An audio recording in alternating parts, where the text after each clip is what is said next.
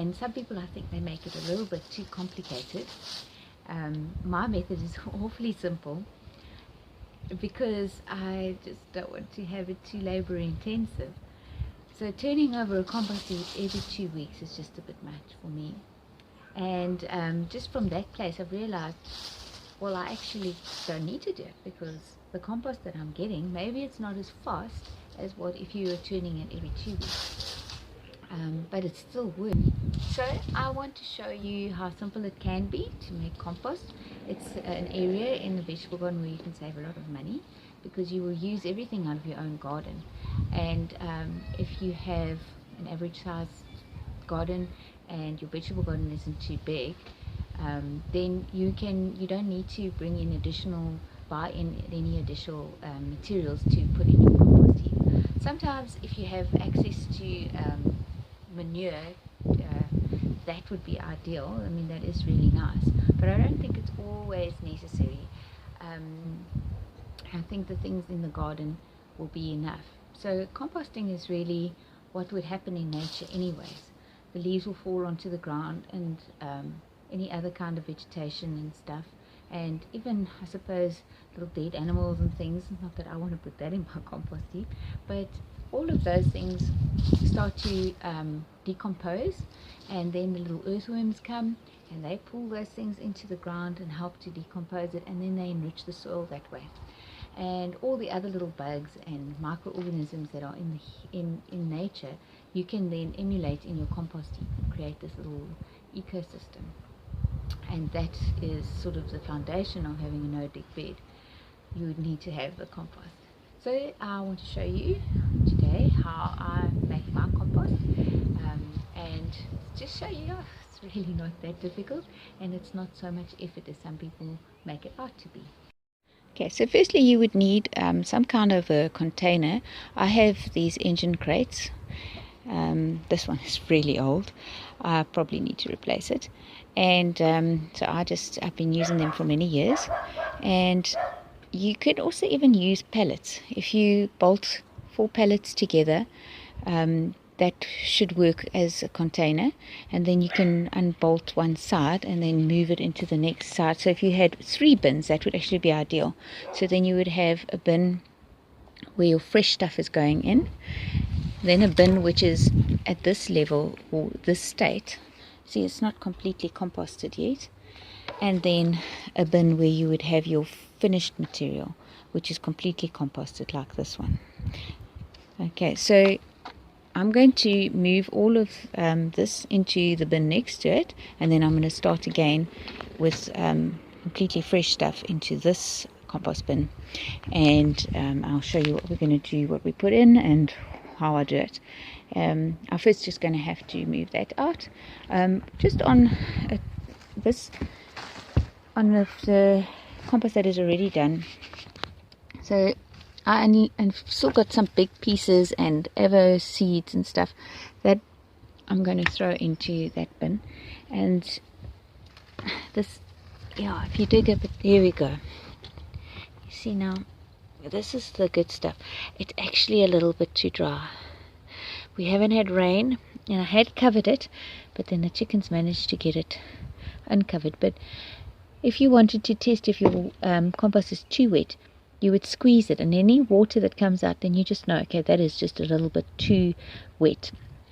And what happens then, it'll stink, and it isn't effective. It kills too much moisture kills off all the microorganisms and the beneficial things in there. So this one, a little bit too dry. Yeah, down the bottom it's a bit better. I'm also actually right at the bottom of the bin, so this is the floor of the bin, which is also coming up now. It's all rotted. Oh, it's okay, I suppose. It should be a little bit wetter than that. Yeah, so that's that. That's this compost. So the ideal tool that you would want to use when moving compost would be the garden fork. Some people have those nice 3-pronged ones. I've just got that one. Spade wouldn't work so well, because if you to move this kind of compost, you've got still some twigs and things, and it just keeps digging in there. So the garden fork works well. Then when you got your compost is all ready for the garden, and then you can use a spade. That's fine. Right, so let me get to it. Okay, so I've moved over the compost into this bin now. Find all the things out the way. You can see, I mean, it's almost there. It's almost ready. Another few weeks. And I've started filling up this one. I had hired a gardener in the beginning of the year, and he helped me about the garden a bit.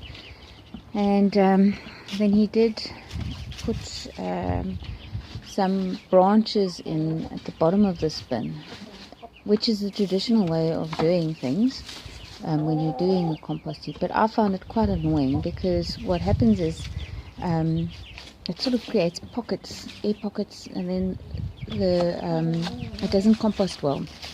So I've had to take out all those branches, and it also makes it difficult to fork stuff across to the other bin. See, now ideally what you would like to have actually is just sort of a wall in between the bins, and then you can just move the wall and you just sort of shovel it across, and you don't have to bring it over the wall, which makes a little bit more work. But yeah, so this is what I've got right now. I'll think about a different way of doing things at some point, but it's working, so it's okay. So now I'm going to show you what I put into my compost heap. I'm going to just position this like that. There we go. Yeah. So something that we put in every day is kitchen waste. So serviettes, eggshells, banana peels, and tea bags, coffee grounds, all that can go into the compost heap.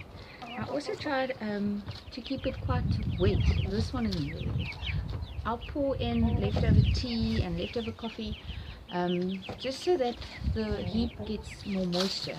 There was also the problem now with this bin. It was nice about this heap, was nice and moist, but then when I got to the bottom where all those branches were, then it was bone dry, and so then it also doesn't compost there. So when I run the hot water tap for the basin to wash some dishes or something, then I'll have a jug there, and I'll fill that up with the cold water, which is coming from the pipes before the hot water comes in, and then I'll throw that into buckets. And if I'm soaking a pot, which just needs some soaking, or pan or something, I'll take that water as well and then just throw that in the compost heap. That helps to just keep it a little bit moist, and using useful water for that. Nice drinking water. And yeah, so those are a couple of things. Then from your vegetable garden, or anything, like if you're pruning something, then you can put that in the compost. Now just on that, for example, we cut off some branches off of the guava tree, and but it's quite big, and there I'll have a problem with this. This will take very long to compost. Now if you had a garden shredder, that's first prize. I often borrow my brother's, but his blade is broken at the moment. So some people even mow over it, but I wouldn't mow something like this. It's quite thick. If it is sort of a semi-hardwood type of thing, like the vines of these are sweet potato vines, then you can put it on the lawn and then just mow over it, and then it shreds it up, and that's really nice, because that composts very fast. So with this, I'm just going to chop some of the things off like that, mainly just the leaves. I don't really want too many branches unless I can shred it. Then I'm not interested. It just takes so long to compost. So I'll do that. And so I know some people don't recommend that you put citrus peels in. We do, and it's fine. However, a couple of years ago, my husband was getting a lot of oranges from Potensi area, bags of oranges. So we were just making orange juice, and it was just like a lot of orange peels, and I was chucking it in. But I'm talking like a lot. It was probably 5 bags of orange peels, and I chucked that all in, and then I found that all my little earthworms died. So obviously that is just excessive. But you know, a nachi peel or a lemon around here and there, that's not gonna, and that's not gonna break the bank. That's really not gonna make such a big difference. I also put toilet roll, brown paper, and see what else we got. These are not big water people, so sadly they just fall in on the ground, but they also go in. And something that I put in a lot will be the wood shavings from the chicken coop, and that's all mixed in with chicken poo and feathers, so that's nice. This is your brown stuff that we say. And yeah, so I put that in. This is from the vegetable garden. Okay, this is a wet wipe. My husband thought you could decompose wet wipes. No, unless it's those flushable ones. So, put that in. See, here's brown paper. So anything that will decompose, you can put in your compost. I have a friend who, her mother-in-law, she will even put in bones and cooked food. I think that might attract rats and mice, so we won't do that. We don't do that. But she lives in Oatsville. Maybe it's dry enough and they don't need to. Yeah, so that is what we do. Now I don't layer it either. I know a lot of people, then they gather all the different materials and then they layer it. I don't do that. As I'm getting stuff, I'm just loading on the top, and then eventually when it gets to a certain height, then I'll move it across. And that's basically what I do. That's how I make my compost. I don't think it's too difficult. It is relatively simple. Another point I wanted to say is that I don't turn the compost. Firstly, because it's labor intensive, and secondly, I was reading an article in the Farmers Weekly, a guy who makes compost commercially for farmers. He also doesn't turn his compost, and he says the reason he doesn't do that is because he wants all those little networks and all the microorganisms and everything to stay in place. So I've seen in the Sundays River Valley where they have these tractors and they got rows of compost, and then it just turns the compost as the tractor's going past. But I don't think that is really ideal. Anyways, this is a simpler way. If you don't have a full-time gardener and it's just you, then that's great. This is how you do it. And yeah, I hope that is encouraging and it's not daunting. I'm sure you can also actually, on the second point, if you don't have any bins and you want to start immediately, I'm sure you can just use a heap. My aunt and uncle do that. They have this big heap in the corner of their garden, and it seems to work fine as well. So yeah, try not to make it too complicated. Simplicity with ease, that's what we want.